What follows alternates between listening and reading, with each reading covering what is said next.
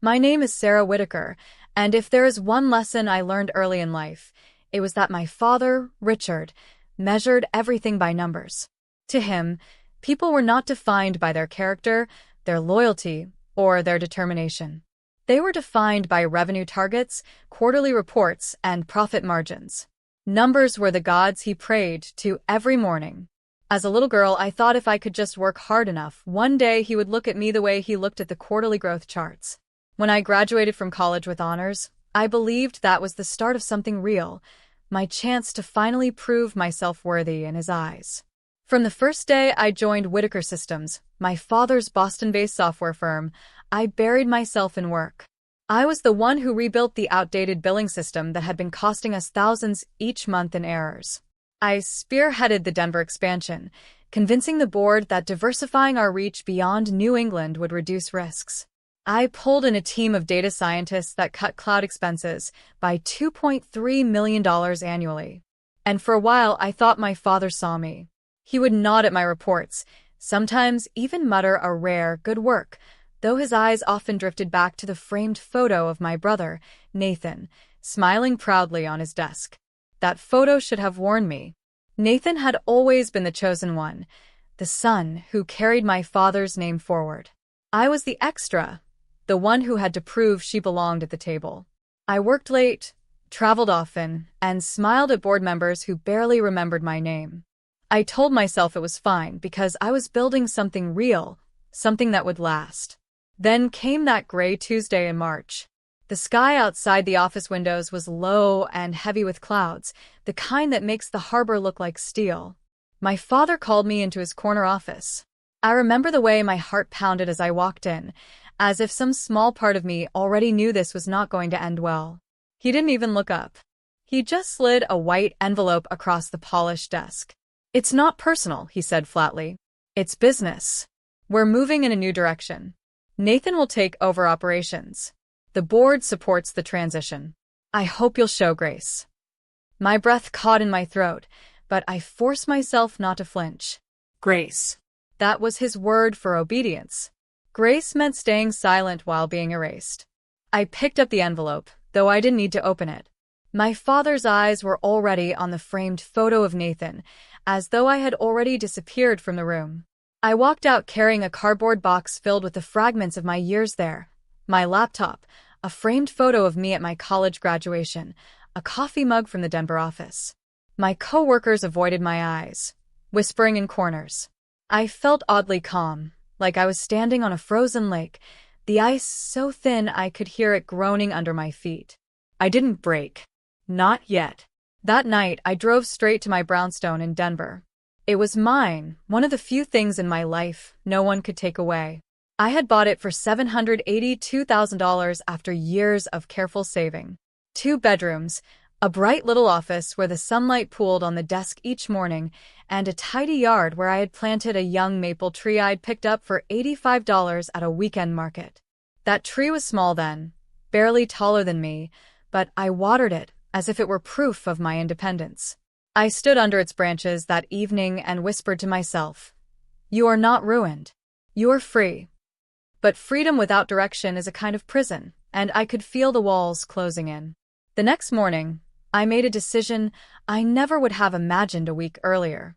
I drove back to Boston, pulled into the company parking lot in my dark blue Honda Civic, the one I had bought in cash for $17,400, and sat there staring at the building that had cast such a long shadow over my life. My badge still worked at the outer gates, but I didn't use it. Instead, I stayed in the car, opened my laptop, and connected to the company's guest Wi-Fi. The world narrowed down to code and caffeine. I started small, almost like I was testing myself. I wrote a script that cleaned accounting records faster than the outdated systems inside Whitaker Systems. Then I built a service that predicted client churn with startling accuracy. Each new module sparked a fire inside me, a reminder that I was more than the daughter who had been dismissed.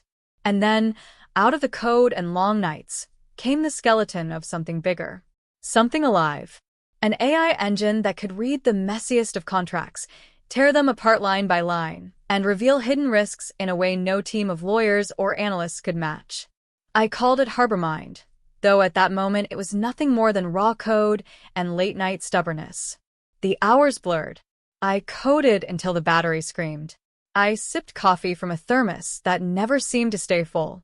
When the security guard walked past, I pretended to be on a call, my voice rising and falling in fake conversation. The Wi-Fi barely reached the far edge of the parking lot, but it was enough. Each keystroke felt like reclaiming a piece of myself my father had tried to erase. I thought about the countless times he had told me I was good, but not a leader. How leadership, in his mind, meant being male, being Nathan. Each memory stung, but it also pushed me to type faster. I wanted to build something no dismissal letter could touch. By the end of that week, Harbor Mind was no longer just an idea. It was real. I tested it with a 100-page vendor agreement I found in my old files. In less than a minute, it gave me a one-page summary with the 10 most dangerous clauses highlighted in plain English. It scored each risk, prioritized them, and suggested alternatives. When I saw the output, my throat tightened. I closed the laptop at 2 a.m, leaned back in the driver's seat, and for the first time since being fired, I cried. Not tears of loss, but of relief. I wasn't just free. I had a plan. I didn't have a job anymore, but I had something far more powerful, an idea born in the parking lot of the very company that had erased me. That was the night I promised myself. My father would see me one day, not as a daughter he dismissed, but as the person who built something greater than anything he ever imagined. When I left Boston and returned to my brownstone in Denver, I knew I couldn't let Harbor Mind remain a secret project coded in the shadows of a parking lot. If I were serious about building a future, then I needed to treat this as the foundation of a company. The difference was that I had no boardroom, no polished office tower, no staff of assistants. What I had was a small home office with a cheap desk, a whiteboard I had bought for $40, and a burning determination to prove that my father had underestimated me. I taped that whiteboard to the wall and scrawled 3 words in thick black ink. Runway. Hosting. Legal. Those were the pillars. I forced myself to stare at my bank account numbers without emotion. I had $164,000 in savings, a $2,300 monthly mortgage payment, and a maple tree outside that didn't care whether I succeeded or failed. I cut everything I didn't need. I rented out my spare bedroom to Claire, a night shift nurse who paid me $1,650 a month and kept mostly to herself. I sold my designer bags, reminders of a different life, for $4,800 and used that money to buy GPUs off a reseller in California. Every choice felt sharp, like walking barefoot across gravel. But the truth is, the pain sharpened me. Each sacrifice was a brick in the foundation of something bigger. I registered a Delaware LLC. I couldn't stomach calling it Whitaker anything, so I chose Reed Analytics. It was simple, professional, and clean, a name no one would second-guess. With Reed Analytics, I wasn't my father's forgotten daughter. I was a founder. Then came the part one dreaded, outreach. I cold emailed 10 general counsels across New York and Chicago. My pitch was blunt. I offered to audit their vendor contracts for a $5,000 flat fee. If I uncovered savings of over $250,000, I would take a success fee of 1%. My stomach twisted each time I hit send, as if I was launching little paper boats into a storm, unsure whether any would survive. 9 of them didn't. 3 politely said no. 6 never responded. But one, just one from a private equity firm in Chicago wrote back. He sent me 20 vendor contracts that same night. I barely slept. Harbor Mind tore through the documents like a predator. It flagged outdated escalation clauses, spotted duplicate support charges, and highlighted a buried paragraph that allowed a vendor to raise prices 9% without further notice. I sent the report by morning, praying it would land. The reply came within hours. Clean. Fast. Clear. They wired me $25,000 immediately and another $110,000 after they forced 3 vendors to amend their contracts. I opened my banking app, staring at the wire transfer with trembling hands. Then I walked down to Cheeseman Park, sunlight spilling over the grass, and for the first time in months, I let myself breathe. It felt like a locked door had just swung open. That single client became my proof of concept. Within 2 months, I had 5 clients, each more complex than the last. To keep up, I hired help. Maya, a brilliant part-time engineer out of Seattle, joined me at $68 an hour. She could untangle machine learning bugs faster than I could explain them. Olivia, a sharp lawyer in New York, came on board at $245 an hour to help with intellectual property. With them, HarborMind grew from a promising tool into a true platform. Now it could process entire email chains, draft red lines in plain English, and even suggest contract terms based on a company's risk profile. But success wasn't just about building, it was about control. I raised a small seed round, $750,000 from 2 Boston angels who remembered me from my father's networking dinners. I valued Read Analytics at $7.5 million, making sure I kept majority ownership. I was not going to repeat my father's mistake of giving control away. Then I played the long game. I set up 2 more entities, Seawall Capital LLC in Delaware and Whitfield Holdings in Wyoming. The names sounded like old money, weathered stone, and deep roots. Through Olivia, I placed ownership behind a trust. Not because I wanted to hide, but because I already knew the end game. One day, I would be buying from people who thought they were untouchable. And when that day came, they would never see me coming. The numbers began to climb. By the end of the year, HarborMind had grown to $6.2 million in annualized revenue with margins of 81%. We closed a $2 million pilot with an insurer in New Jersey, proving HarborMind could handle high-stakes compliance reviews. We signed a $1.1 million contract with a defense supplier outside Dallas, where a single overlooked clause could cost millions. Every deal confirmed that HarborMind wasn't just useful, it was indispensable. I learned to speak differently, too. No jargon, no inflated promises. Just clear language and reliable delivery. This will cut your contract review time by 70%. This will save you X dollars. Clients liked that I didn't waste their time. In truth, it was a lesson I learned by watching my father. He was always the showman, the one spinning grand visions. I became his opposite, grounded, precise, and relentless. At night, after long calls with clients and endless debugging sessions with Maya, I would stand in my Denver yard by the young maple tree. I would look up at its branches and whisper about Boston. About the day I would return, not as a daughter begging for recognition, but as a buyer walking into the same building that had once cast me aside. That thought sustained me. One night, after closing another deal, I sat at my kitchen table with a glass of wine and spread the contracts across the surface. The air smelled faintly of Claire's coffee brewing upstairs. My laptop pinged with a new transfer, another $280,000 success fee. I leaned back, staring at the numbers glowing on the screen. My father had once told me numbers never lie. He was right. The numbers now told a story he never expected. I was building an empire from scratch, right under his nose. The irony wasn't lost on me. I had been erased from Whitaker Systems, stripped of a title, cast out of the corner office. But sitting in my Denver brownstone, HarborMind humming on servers I paid for with money I earned, I realized I no longer wanted his office. I wanted his company. And little by little, brick by brick, I was preparing to take it. By the time HarborMind had its first year behind it, I had stopped thinking of Whitaker Systems as an untouchable empire and started seeing it for what it truly was, a tired machine running on fumes of its old glory. From the outside, the company still looked polished. Its glossy headquarters in Boston, its carefully managed press releases, its photo ops of Nathan smiling on stage next to my father. But numbers don't lie, and I had learned to read numbers better than anyone else. I made it a habit to watch their quarterly earnings calls like some people watch late-night television. I read every SEC filing, every line of their debt covenants, every analyst note that slid under the radar. Whitaker Systems wasn't collapsing, not yet, but it was vulnerable. The product line was stale, the sales team burned through leads without nurturing them, and the market was beginning to notice. The first red flag appeared when they missed guidance by $3.4 million in one quarter. It wasn't catastrophic, but it was enough to rattle investors who had once treated Whitaker stock like a safe bet. That was when I made my first quiet move.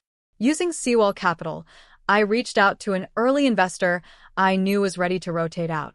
They'd been holding Whitaker shares for over a decade, tired of the sluggish growth.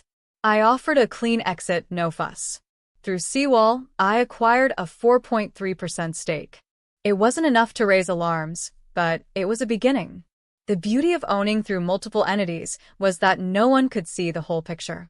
A fund in Connecticut needed liquidity for redemptions, so I bought another 6%. A family office in Florida wanted to trim exposure for tax reasons, so Whitfield Holdings acquired 3%. None of the sales were dramatic enough to move the market or make headlines. By the time spring rolled around, I controlled 22% of the company, with options quietly lined up that could push me beyond 30. Olivia, ever meticulous, kept every filing tidy and legal. She reminded me that patience was the real weapon in corporate chess. "Steady hands," she said. "That's how you win." I listened.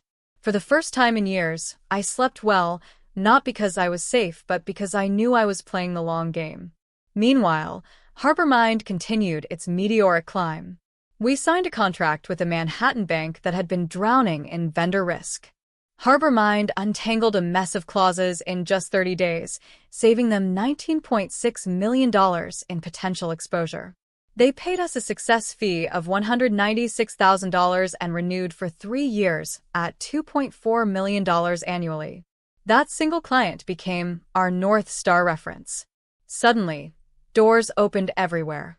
Flush with confidence, I bought a narrow townhouse in Brooklyn for $1.54 million. It wasn't glamorous, just 2 floors, a clean brick facade, and enough space for a New York office with 2 desks and a coffee machine that hissed like it was alive. I still lived in my Denver brownstone, where my maple tree was finally stretching toward the sky, but whenever I was in New York, I made a ritual of walking across the Brooklyn Bridge in the morning.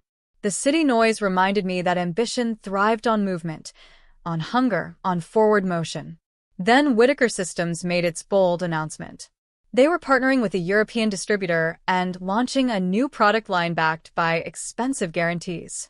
Nathan stood on stage in a navy suit, flashing his practice grin, talking about expansion into Europe and new horizons.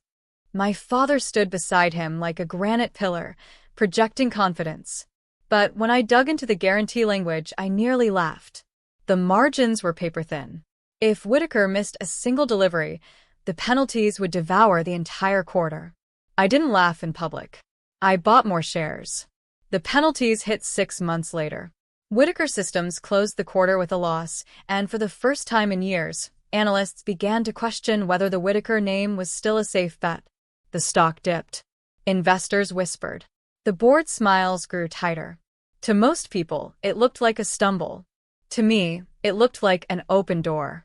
I reached out to 2 board members I had known years earlier during the Denver expansion. I didn't push. I didn't threaten. I simply asked polite questions about long-term strategy. I asked how they envision the company's future in a rapidly shifting software market. I let silence do the rest. They filled it with their doubts, their unease. And then I made my proposal. Through Seawall Capital, I offered to lead a $400 million growth round that included a buyout of legacy shareholders. I promised stability, modernization, and a plan to integrate HarborMind into every contract workflow at Whitaker Systems. I gave them 2 options: keep their seats at the table if they wanted to fight for the future, or step aside with generous terms. Either way, the company would survive, but it would survive under my terms. They didn't reject me. They didn't even hesitate. The deal was dressed up as a celebration to soothe nerves and impress the market. The board booked a ballroom at a Boston hotel, the kind with crystal chandeliers and silver ice buckets, to announce the $400 million investment. The press called it a growth celebration. Nathan prepared a speech about resilience and renewal. My father, always the patriarch, selected the champagne and practiced to smile in the mirror. What none of them knew was that the mysterious lead investor, the one stepping in with quiet strength, the one carrying their future in hand, was me. They didn't see the daughter they had cast aside. They only saw Seawall Capital, a name that sounded like stone walls and safe harbors. To them, it was comfort. To me, it was camouflage. As the date of the celebration drew closer, I felt a strange calm settle over me. Years earlier, I had walked out of Whitaker Systems with a cardboard box, erased and forgotten. Now I was walking back in, not as the daughter they dismissed, but as the owner they never expected. The quiet climb was almost over. The reveal was waiting. The ballroom shimmered in silver light, chandeliers reflecting against glass and polished wood. Soft music floated from the corner where a small jazz band played, their notes weaving through the air like a reminder that this was meant to be a night of triumph. For my father and Nathan, it was supposed to be a celebration of renewal, a show of strength, proof that Whitaker Systems was still alive and relevant. For me, it was something far different. I wore a navy dress that hugged my shoulders, simple and deliberate. Around my neck, I placed the small gold necklace my mother had once given me for $120 when I landed my first internship years ago. It was not flashy, but it was personal, a quiet reminder that I had built my path from the ground up. As I walked through the ballroom, people whispered about Seawall Capital, about the mysterious investor who had rescued Whitaker Systems with a $400 million growth round. No one suspected the truth. From across the room, I spotted my father. He was by the stage, laughing with bankers, his hand resting firmly on Nathan's shoulder. Nathan looked every bit the heir apparent, practicing his smile for cameras that hadn't yet arrived. I watched them from the mirrors behind the bar, unseen but present. On a small side table, a leather folder held the contracts that would finalize everything, the signatures, the terms, the provisions. That folder was the doorway to a future they never imagined for me. The MC's voice broke through the hum of conversation. And now, ladies and gentlemen, we welcome the lead investor, the representative of Seawall Capital, to the stage. The crowd turned. Heads swiveled. Conversations halted. And then, slowly, I stepped forward. The click of my heels on the polished floor was the only sound I heard.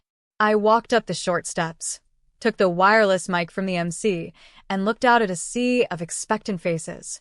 "My name is Sarah Whitaker," I said. A ripple moved through the crowd. Some gasped softly, others exchanged stunned glances. My father's expression froze mid-laugh.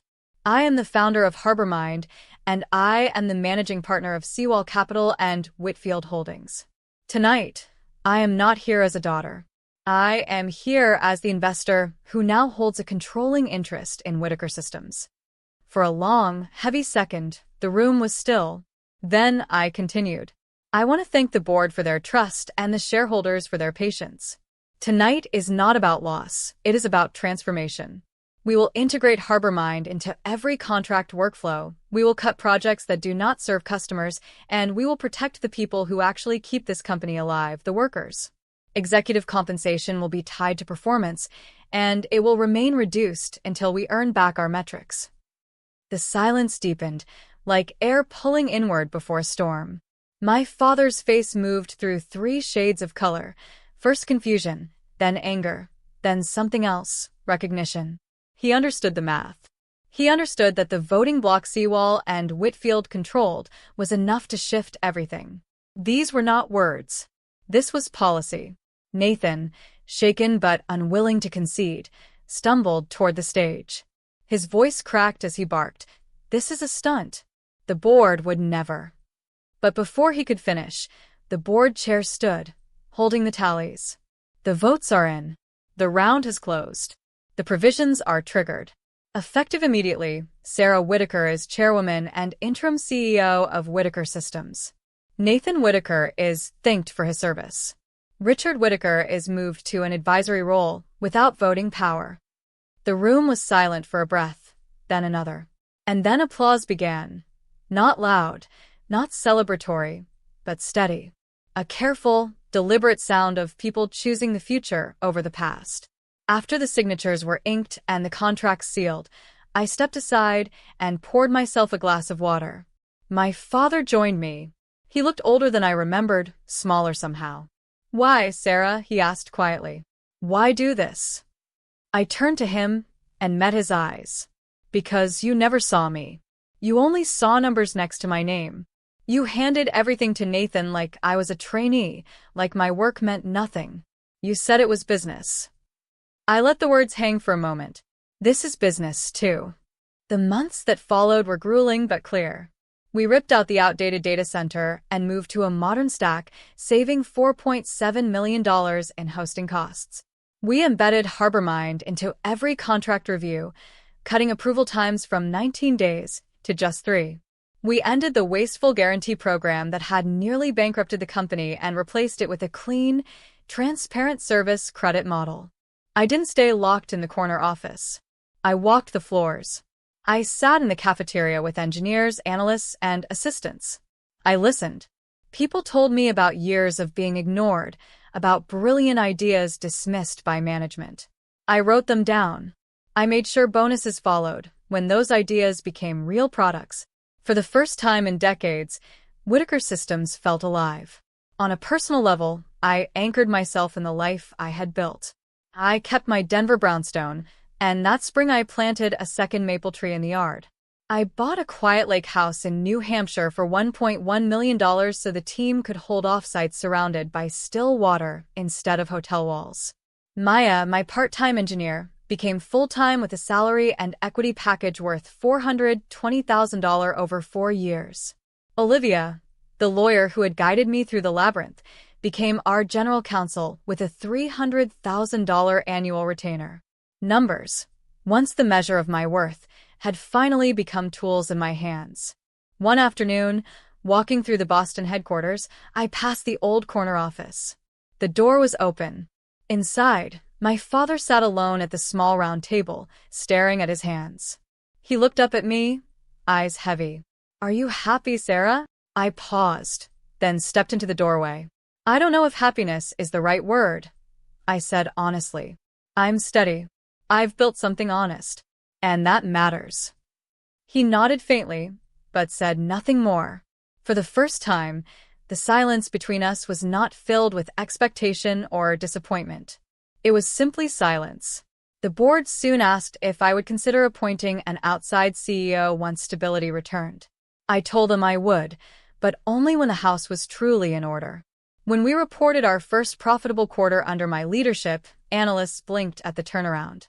The pipeline was strong, the culture renewed, and the street had no choice but to admit that Whitaker Systems was no longer defined by the past. Reporters asked me later about the $400 million celebration and the shock of that night. I gave them the simple truth. I was fired, erased, forgotten. So I wrote code in a car, built a company from my living room, and bought my seat at the table. That's the story. That weekend, I drove back to Denver. I parked the same blue Civic in the driveway, walked into my yard, and stood beneath the maple trees. The wind swept down from the Rockies, rustling their leaves in a slow, rolling wave. I thought about the girl who had once sat in a parking lot with nothing but a laptop and a borrowed Wi-Fi connection. That girl had bet on herself, and she had won. People often ask me if I would do it the same way again, if I would endure the pain, the long nights, the humiliation. My answer never changes. Yes. I would park in the same spot. I would open the same laptop. I would write the same first line of code. And then I would look across the lot at the building that once kept me small, and I would begin climbing all over again. Because sometimes the greatest revenge isn't destroying what they built. It's proving you can build something greater.